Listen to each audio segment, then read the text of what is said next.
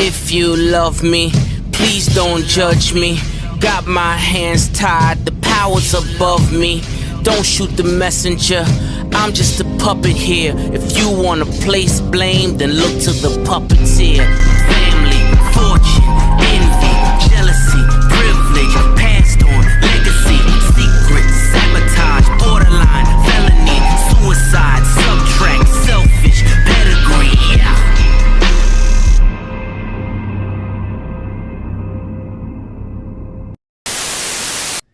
Alright, it's time for another weekly recap for motorsports. We have F1 in Austria, we have trucks and NASCAR heading to Lime Rock for the first time, Canada Series in action, and Modifieds in action.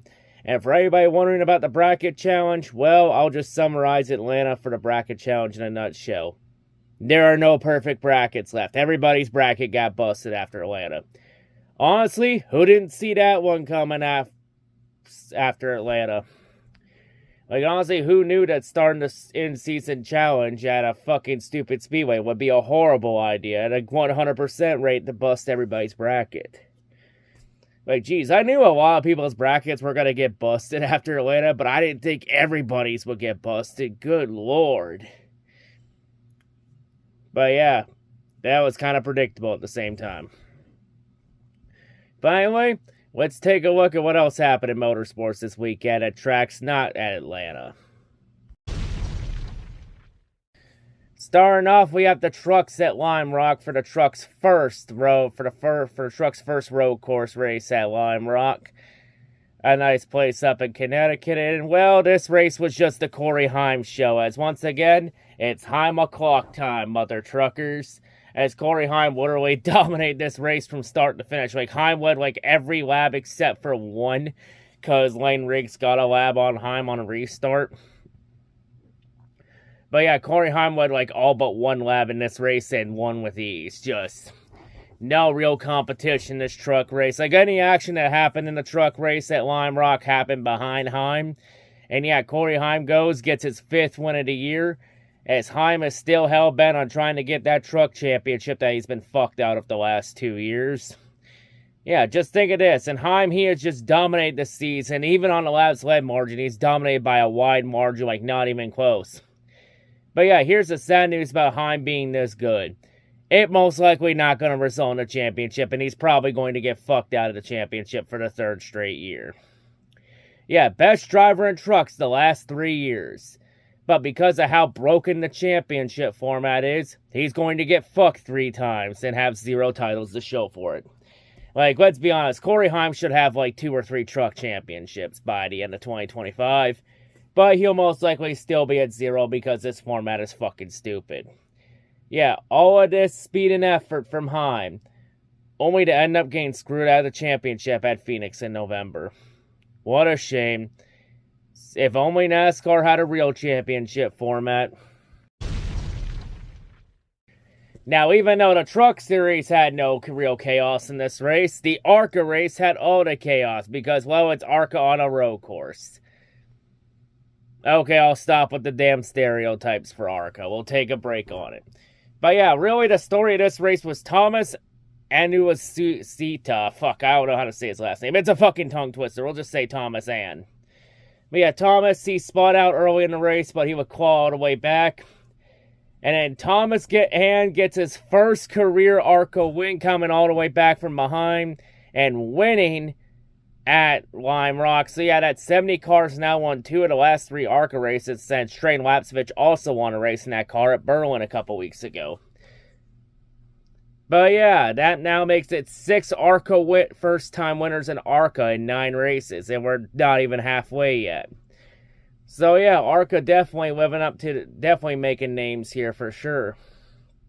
But yeah, so far a really solid season overall this year, especially with first-time winners. A lot of drivers finally getting over the hump in ARCA. Good, for something great to see. You know, some great stars being filled here. You know, just, you know, a very bright future in ARCA. You know, after how much of a clown show it's been, it's good to see some good moments in this series come out every now and then. So yeah, congrats to Thomas Ann. You know, great win by him. Just absolute great job. Alright, now to go to the modifieds, as the modifieds returns to White Mountain. God damn it! Can you stop with the goddamn postponements, Mother Nature? Like, that's like, what, the 4th or 5th time you've already done this year in modifieds? Jesus fuck. Never mind. No modifieds race to go over yet. As, yeah, Mother Nature has forced the race to be postponed from a Saturday night race to now a Sunday afternoon race. God damn it. This shit again. Can Mother Nature really stop with it? I mean, she's kind of stopped with Cup outside of last week at the Daytona 500. But, Jesus Christ. Mother Nature once again ruining more races and more weekend experiences for everybody. Alright, now to the Canada Series race at Riverside.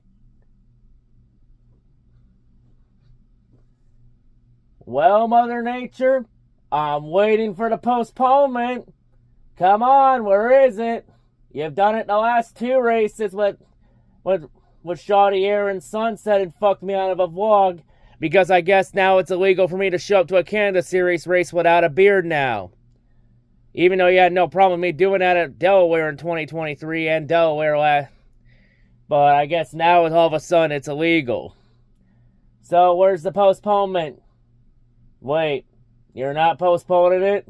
You're actually going to let them race this weekend? Holy shit, finally. The 3rd time, I guess, is the charm after all. So yes, there is no postponement. Even though we were all waiting for it, it didn't happen. As yeah, the Canada Series will finally have their 2nd race of the season.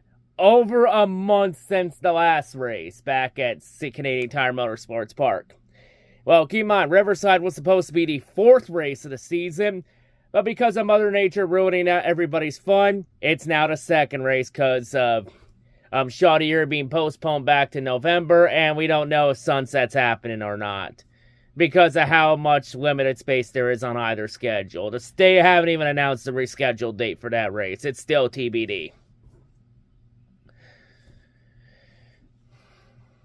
But yeah, anyway, for this race, there is also one catch, though. Even though it's not postponed, it kind of feels that in nature, because this race was not televised live on either YouTube or RevTV. I have one question for the Canada Series. Wasn't the whole point of leaving TSN and going to RevTV was to prevent tape delays from happening? And yet they're still happening anyway. Like, if we're still gonna have tape delays, then why the fuck did you leave TSN to begin with? If you're still gonna do the same fucking shit you did at TSN, like, good God, like, get it together at least. But yeah, so yeah, the only way you could really rely on what happened in this race was watching highlights and talk from social media, and anything said by the fans at the track. Which is very, very few limited in between. But the main story of this race was mainly it was a two-way fight for the win most of the race. Like, the first half of the race was dominated by Kevin Lacroix, as Lacroix has picked up his oval speed from last year and picked it up here, until the second half of the race when Lacroix and the 74 team just failed to keep up with the track. And then DJ Kennington would make his move and take the lead in the second half of the race. And even despite the best efforts from Will LaRue, as he has really shown that what happened at Montmagny last year was no fluke, he could not get past the Castro boy, DJ Kennington. And DJ Kennington goes on and wins at Riverside, ending his nearly 3-year winless streak dating back to Saskatoon in 2022. So yeah, DJ Kennington, the Iron Man of the Canada Series, wins again for the first time in a long time. So yeah, Kennington gets the win, and yeah, Kennington, he could be looking like a solid contender for the championship this year. So yeah, and also this race did have some other solid feel-good moments too, especially with Ryan Fargas. As Ryan Fargas finally gets his first career top 5 and top 10 finish, and not only that, it's his first podium in the Canada Series. As yeah, Fargas gets his career best 3rd place finish. So yeah, 2 races in, Fargas is really showing that he has some of the ovals. He has the ovals figured out pretty well. So yeah, great to see that from Vargas. A great run from him. Good to see that. Just a great race overall for DJ Kennington Racing. Since Vargas is the second DJ Kennington car. But yeah, congrats to Kennington on the win. It's great to see DJ Kennington back in victory lane. It's been a while since he won. Great to see him back in. But yeah, let's hope that Mother Nature doesn't fuck with any more Canada Series races this year. And hopefully the Canada Series can figure out once again how to air races live. Especially on fucking streaming. Like, the fact that this race wasn't live streamed on anything that's now gonna be tape delayed is kind of fucking bullshit, to be honest. Now we go to the F1 race in Austria at the Red Bull Ring in Spielberg. Of course, this race is where a lot of Verstappen's penalty points happened a year ago when he got in that incident with Lando Norris. And in the end, Verstappen doesn't have to worry about getting any more penalty points after this race because Verstappen didn't even last one lap in this race. Of course, the race having a delayed start because of Carlos Sainz having a mechanical issue. And then the only real action happened on lap 1. When Max Verstappen would get taken out by Kimi Antonelli when Kimi locked up the brakes and slammed right into Verstappen, taking both of them out of the race. And even though a lot of people want to try and pin it on Verstappen, even though, let's be honest, it's not Verstappen's fault. He took that turn wide and then Kimi just went right into him, just full sent it into him. So yeah, this Verstappen incident isn't even remotely close to his fault. But yeah, in the end, the F1 needs to penalize somebody in this situation. They realize they can't penalize Verstappen since he did nothing wrong. So in the end, Kimi has to take the blame for this, as Kimi gets 3 grid place penalty for Silverstone next week. But after that incident, not a whole lot happened. It played out like a normal average Austria race. It was your average run-of-the-mill Austrian Grand Prix. As Lando Norris completely dominated the race from flag to flag and won pretty handily, beating out Oscar Piastri. As in this case of the McLaren Civil War, Lando Norris is the one that reigns supreme over Piastri, getting at least some payback back after Montreal 2 weeks ago. But hey, at least Charles Leclerc finally gets another podium finish for Ferrari. I mean, the only real other notable thing that happened was Alex Albon suffered a mechanical failure that was literally the same as Carlos Sainz's about 15 laps in. But yeah, disaster day for Red Bull, and a dominant weekend for McLaren once again. McLaren continuing to dominate this season. Just absolute domination from both McLaren cars, and as Lando trying to prove that this is still a championship battle between him and Piastri in this McLaren Civil War. But yeah, and also with Verstappen not getting involved in an incident, I believe a few of Verstappen's points on his license expire later this week, so Verstappen is no longer at risk of being suspended while raced from the penalty point system. So yeah, at least some pressure to get off of Verstappen entering Silverstone next week. But yeah, and of course Silverstone will be the last F1 race for about 3 weeks. But yeah, it's just a solid weekend overall just a solid overall motorsports weekend. And oh yeah, we ain't done yet. We still got one more race to talk about. Now we get to the modifieds race at White Mountain Motorsports Park. This time this race has fans in attendance.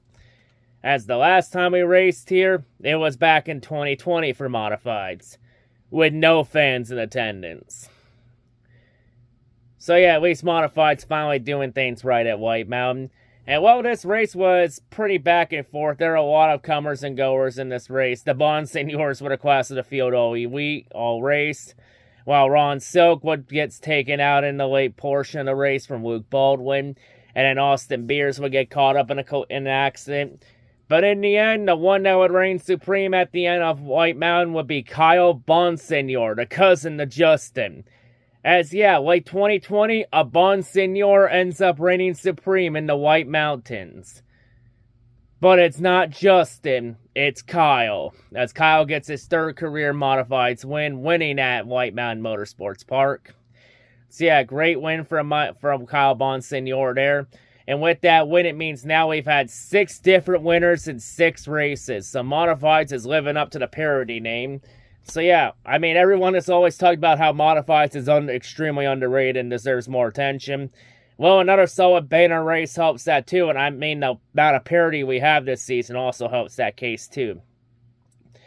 I mean, 6 different winners in 6 races. That's really damn good from Modifieds. Just Modifieds really living up to the hype. But of course, next week, all the NASCAR regional series have next week off. It's an off week for all of regionals. From ARCA, from all brands of ARCA in Canada, and Modifieds. Well, maybe outside of maybe the Euro series, I believe. And some other series. But yeah, in terms of motorsports recaps next week, see you all next week for F1 in Silverstone and IndyCar at Mid-Ohio. I'm out.